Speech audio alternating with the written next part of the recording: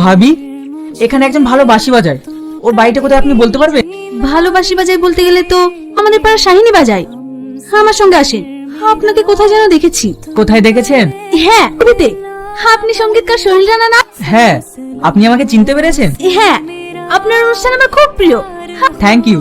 শাহিন, এই দেখো, সঙ্গীতকার সোহেল রানা তোমার খোঁজে এসেছে। স্যার আপনি? সালমা, চেয়ারটা দে তো বই। তুমি তো ভালো বাঁশি বাজাতে জানো। মোটামুটি স্যার, এই নিন, তুমিও নাও। স্যার, এ শ্রাবণী, সুন্দর গানের গলা। ঠিক আছে, গাও। প্রেমের সমাধি ভেঙে মনে শিকল ছেড়ে পাখি যায় উড়ে। বাহ, সুন্দর গাইতে পারো তো।